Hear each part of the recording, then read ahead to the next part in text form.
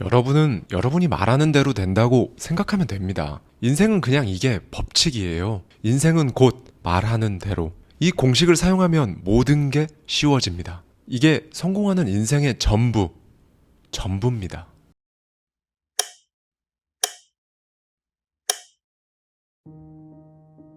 여러분은 성공합니다. 왜냐하면 여러분이 원했기 때문이죠. 제가 말하는 것뿐만 아니라 여러분 스스로 자신과의 대화에서 자연스럽게 나는 성공한다 라는 말이 툭 튀어나올 수 있도록 오늘부터 그렇게 만들 겁니다.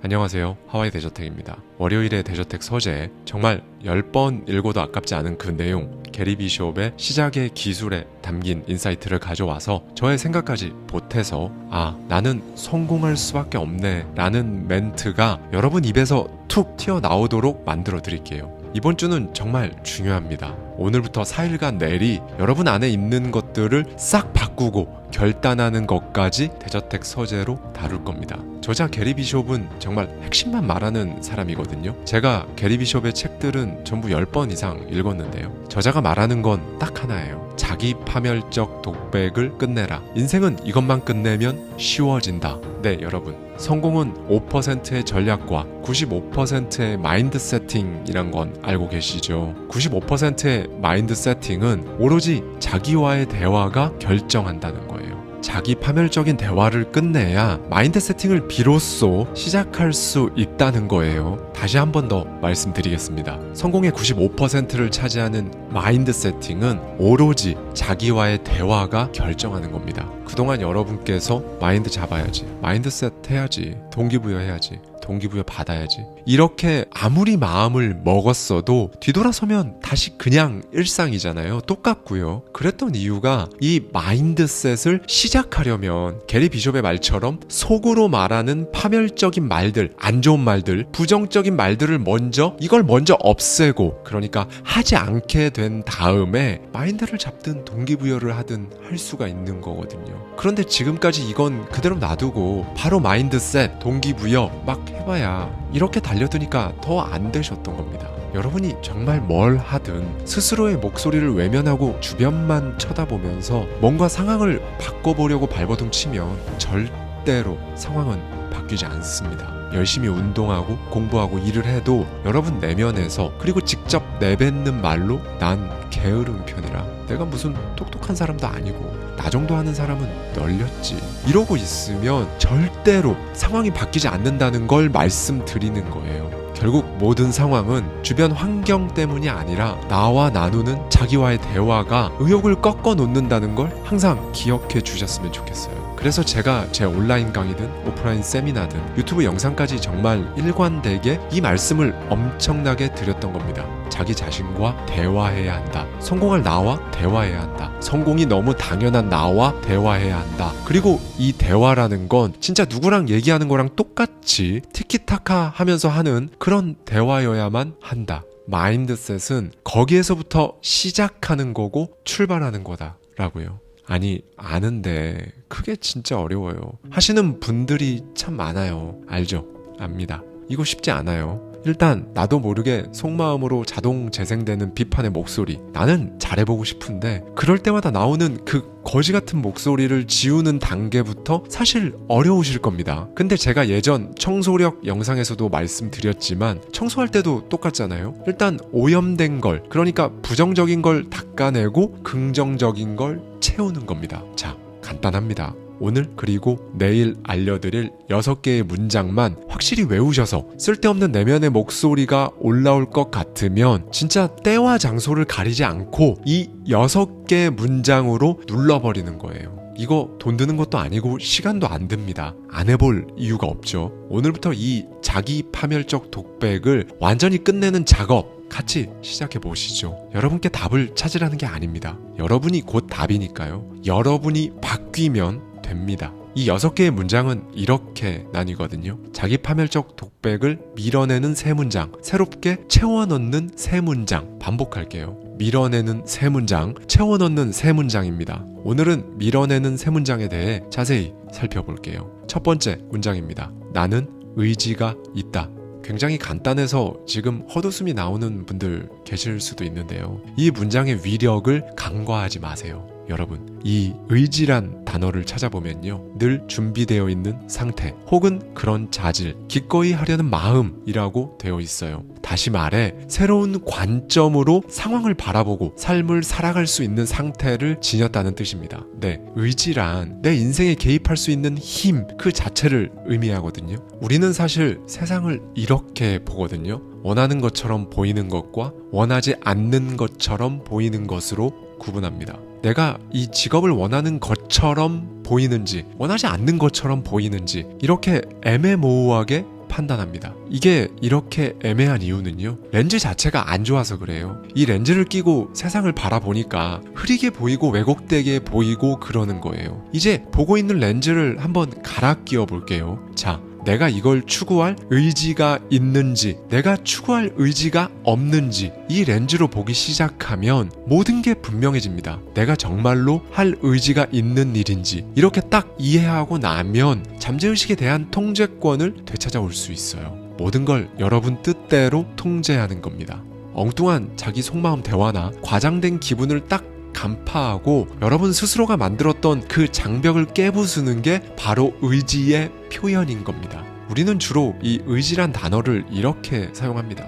의지는 있었는데, 아니요, 여러분이라는 사람을 더 이상 상황에 막 속수무책으로 당하는 희생자로 전락시키지 마세요. 여러분 인생에 벌어진 일들 중에 여러분 의지와 무관한 것들도 분명히 있습니다. 그렇죠? 그런데 잘 들어주세요. 그 사건들 이후에 어떻게 사느냐는 100% 여러분 책임이에요. 이건 정말 매번 언제나 예외는 없습니다. 나는 스포츠센터에 갈 의지가 있다고 말해보십시오. 갈 의지는 있었는데 라고 말하지 마세요. 여러분이 운명을 좌우하든지 운명이 여러분을 좌우하든지 둘 중 하나입니다. 계속 미루고 있는 그거 정말로 할 의지가 있으신가요? 있다면 그럴 의지가 있다고 말하세요. 지금은 여러분한테 없는 것 같은 그 의지를 일어나게 만드세요. 없어도 의지가 있다고 말하면 그렇게 됩니다. 엘라베마 대학교 윌 하트 교수진이 굉장히 흥미로운 실험을 하나 했거든요.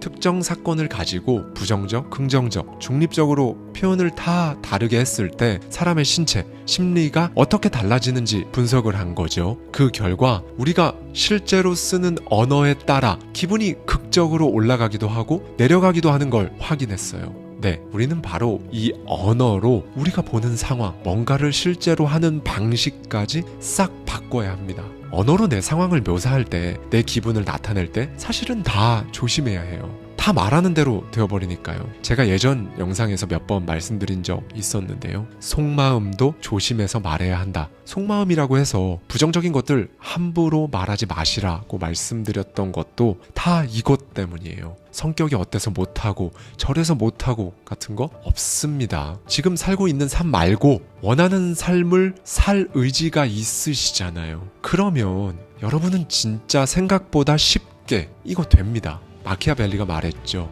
의지가 크면 어려움이 크지 않다. 의지를 만들어낼 마음만 있다면, 진짜 그 마음만 있으면 이 말이 정말 기가 막히게 출고가 돼서 여러분은 노력을 기울이고 문제를 감당하고 궁극적으로는 여러분이 바라는 인생으로 점차 변하는 거예요. 단순한 이 문장이 속에 품고 있는 정말 중요한 의미를 이해하셔야 하는 이유입니다. 이 문장한테 마음을 열어보세요. 여러분, 삶을 더 나아지게 만들 의지가 있으신가요? 만약에 여러분 스스로 생각하시기에 내가 약간 청개구리 기질이 있다, 그러면 의지가 없다고 단언하는 것도 좋아요. 이게 뭔 소리냐? 사람에 따라 결의에 불이 붙는 자기 단언의 형태가 다 다르거든요. 가령 청개구리과 분들은 이런 게 더 잘 먹힙니다. 이분들은 질문을 바꿔버리세요. 건강하지 않은 몸으로 살 의지가 있는가? 나는 그럴 의지가 없다. 하루 벌어 하루 먹고 살 것인가? 나는 그럴 의지가 없다. 그런 짜증나는 인간관계를 참고 견딜 의지가 있는가? 나는 그럴 의지가 없다. 네, 이런 형태가 더 와닿는 분들이라면 이렇게 하시면 됩니다. 어느 쪽이든 다시 지나온 길로 되돌아가지 않겠다는 결의와 다짐만 끌어내면 되니까요.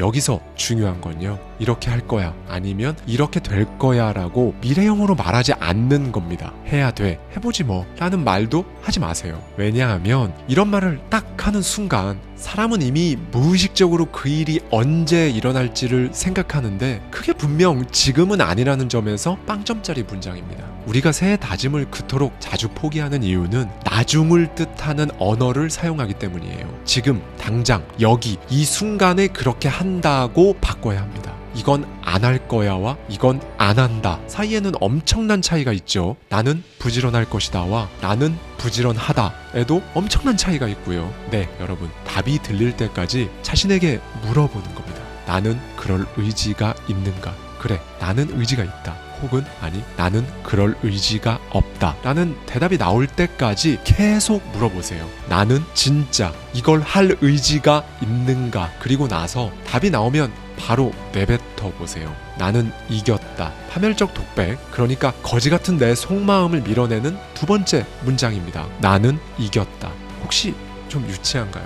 유치해서 사람들이 안 하고 그래서 사람들 인생이 안 바뀝니다. 이런 자기 대화하는 거 너무 오글거리는데 너무 소소한 걸 가지고 저도 알아요. 그래서 다들 안 해요. 다들 안 하는 거 여러분이 하면 그 작은 틈 사이로 나중에 어마무시하게 벌어져 있는 결과를 볼 수 있다는 거죠. 여러분, 통찰력이라는 게요, 다른 게 아닙니다. 한 번도 들어보지 못한 어려운 말 막 나열해서 와 하게 만드는 게 좋은 게 아니에요. 당연하고 엄청 익숙한데 거기서 새로운 의미를 찾아서 새로운 눈으로 세상을 보고 새로운 여러분이 새로운 길을 열어가는 게 진짜 인생 바뀌는 과정입니다.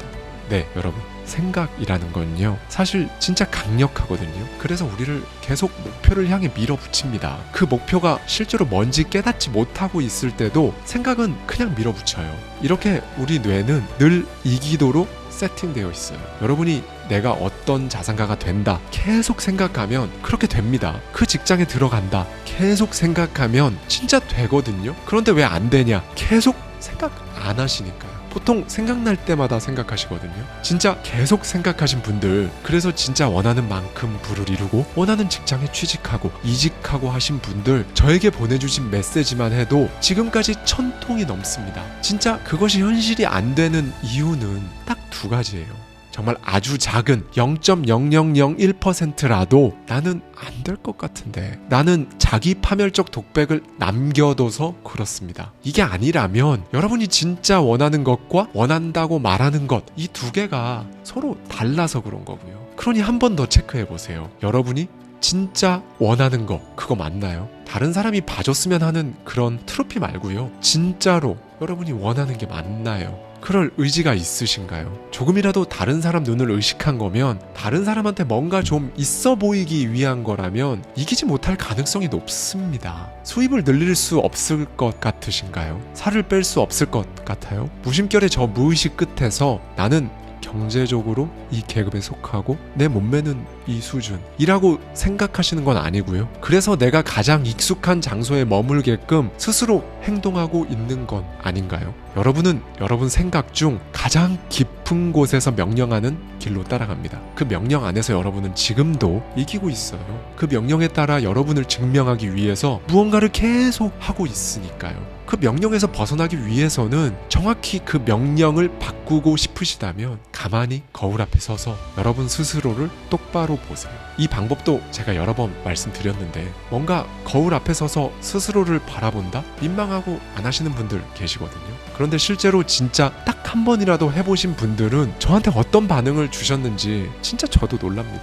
거울 앞에서 여러분이 진짜로 이기고 싶은 수준이 어느 정도 수준인지 정확히 파악하세요. 문제를 들여다보고 여러분이 증명하기로 작정한 게 진짜 내가 원하는 삶인지 다시 들여다보세요. 그리고 적으십시오. 저 생각 깊숙한 곳에 명령어를 다시 넣으세요. 이전 제 영상 대작 시리즈 4부에서 말씀드렸습니다. 정신은, 이 생각은요, 종이접기 같아서 길을 잘 들여야 되거든요. 종이를 접으면 접힌 부분을 따라 길이 나죠. 그리고 계속 그 형태로만 접히고요. 사람의 정신도 똑같아요. 내가 지금 세모인데 네모 모양으로 접히길 바란다면 길을 다시 터야 합니다. 그 길만 트면 내 몸은 그 그걸 증명하려고 자동으로 움직이니까요. 네, 여러분이 진짜 그럴 의지가 있는 것이라면 여러분의 커리어, 여러분의 몸매, 여러분의 통장 잔고 모두 여러분이 생각하는 그대로 됩니다. 그래서 여러분은 늘 이기게 되어 있다고 말씀드린 거예요. 여러분이 플레이어로 뛸 게임을 정확히 무슨 게임인지 그걸 딱 정해보십시오. 진짜 조금만 더 깊이 한 번은 여러분 스스로를 이해해보세요. 여러분을 믿으셔야 합니다. 그리고 나는 이겼다 라고 말하는 게 여러분의 위대함을 끌어내는 가장 첫 번째 단계에서 해야 할 일이고요. 네, 그렇게 여러분은 해냅니다. 마지막 세 번째 밀어내기 문장이에요. 나는 할 수 있다 입니다. 사람은 진짜 누구나 다 각자의 문제가 있거든요. 사정이 없는 사람 없고 사연이 없는 사람 없어요. 늘 행복하고 늘 즐겁지도 않고요. 어쩌면 지금 정말 큰 문제 측면에 계실 수도 있습니다. 이혼 소송 중이거나 사업이 잘 안 되거나 몸이 아프거나 가족 중 누군가에게 문제가 생겼거나. 그런데 여러분, 그럼에도 불구하고 할 수 있어요. 우리는 감정을 렌즈로 삼아 모든 것을 들여다보잖아요. 그래서 문제가 생기면 여러분 삶 전체가 문제가 된 그 감정 상태의 색상으로 오염되는 것 같고요. 흔히 우리가 세상이 잿빛이다, 세상이 흑백화면같이 암울하다라고 느끼는 게 바로 어떤 문제가 스며들어서 큰 그림을 망쳐놓는 겁니다. 비참한 기분이 들면 한 발 뒤로 물러서 보세요. 한 발 더 뒤로 가세요. 일단은 비련의 주인공 역할에서 딱 물러나 보십시오. 그리고 여기서부터는 상상이 필요합니다. 삶이 철로처럼 여러분 앞에 펼쳐져 있다고 상상해 보세요. 여러분이 서 있는 기준으로 왼쪽에서 오른쪽으로 끝도 보이지 않게 펼쳐져 있습니다. 이 철로는 시골과 도시를 관통하고 터널과 다리를 지나고 바다를 넘고 높은 산을 돌아 계곡으로 내달리네요. 주변은 장대하고 스치는 배경은 다양합니다. 이제 철도 왼쪽, 저 아래를 볼까요? 여러분의 과거입니다.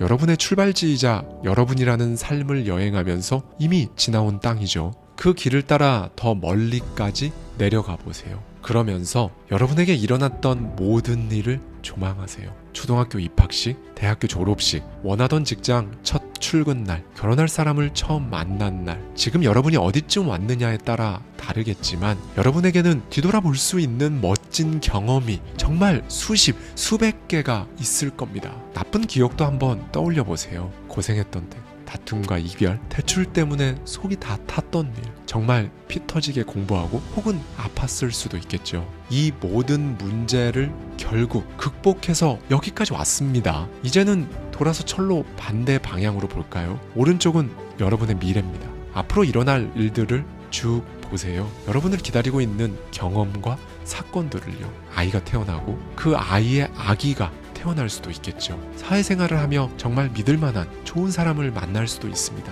여행도 갈 거고요. 집도 이사할 수 있겠죠. 승진을 하거나 혹은 퇴사를 할 수도 있습니다. 완전히 다른 일을 할 수도 있어요. 또 울고 있는 모습도 엉망진창인 모습도 보일 겁니다. 그리고 제일 끝에 그 삶을 마무리 짓는 여러분이 있네요. 자, 이제 지금의 자리, 지금의 철로에 서 있는 여러분을 마주해 보세요. 지금 상황이 어떻게 보이시나요? 철로에서 본 것처럼 여러분은 모든 것들을 이겨낼 겁니다. 풀지 못할 문제는 없어요. 지금은 이 긴 영화의 한 장면에 불과하죠. 문제가 생기면 그대로 직면하세요. 문제에 너무 가까이 있으면 해결책이 잘 안 보이거든요. 뒤로 물러나세요. 마음이 여러분에게 장난질을 치는 걸 허용하지 마십시오. 이렇게 하면 삶 자체와 삶의 온갖 문제를 제대로 된 태도로 직시할 수 있어요. 우리를 휘어잡았던 감정을 도리어 여러분이 휘어잡습니다. 기분이 안 좋으면 우리는 막 사실이 아닌 이야기를 스스로한테 들려주면서 비참함을 더 증폭시키거든요. 그렇게 하지 마시고요. 컨디션이 안 좋다? 쉬십시오. 푹 주무세요. 일단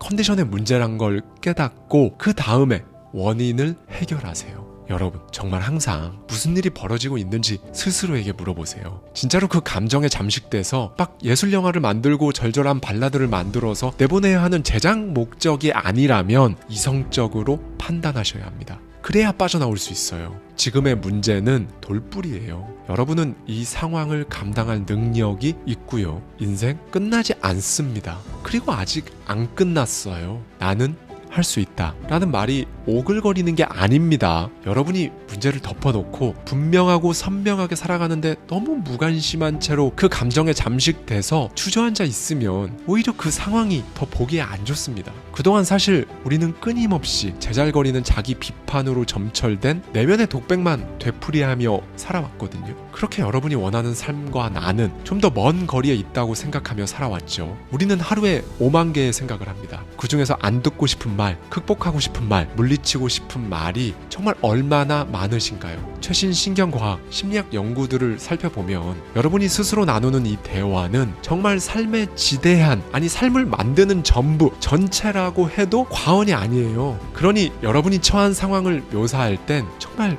조심하시고요. 생각을 이야기할 때도 조심하셔야 합니다. 어떤 상황을 해석할 때도 제발 여러분을 수렁으로 끌고 가는 문장으로 자신을 다그치지 마십시오. 여러분은 게으르지 않아요. 똑똑하지 않은 것도 아니고 끈기 없는 사람도 아니에요. 뭘 못하지를 않아요. 지금부턴 부디 그렇게 스스로에게 말해 주십시오. 그리고 오늘의 밀어내기 세 문장을 그냥 하루 중 틈날 때마다 그냥 속으로 계속 말해보세요. 그냥 막 뜬금없이 하는 거예요. 나는 의지가 있다. 나는 이겼다. 나는 할 수 있다. 말씀드렸죠. 이 말들은 절대 오글거리지 않습니다. 이걸 안 하고 자기 비판 그리고 감정에 빠져서 허우적대고 있는 게 더 보기 안 좋습니다. 여러분은 여러분이 말하는 대로 된다고 생각하면 될 거거든요. 문제가 있다면 그 말을 믿지 못하는 나의 문제일 뿐. 인생은 말하는 대로 공식을 사용하면 정말 이게 되는 그런 상황이 펼쳐질 거예요. 이게 마인드 세팅의 전부입니다. 나는 그 누구의 말도 아니고 내 내면의 이야기를 1순위로 듣습니다. 그 누가 말을 하든 내가 속으로 하는 말을 이길 수 없어요. 여러분의 마인드는 여러분의 말이 만듭니다. 그러니 지금 속으로 따라해보세요. 나는 성공한다. 감사합니다. 지금까지 하와이 대저택이었습니다.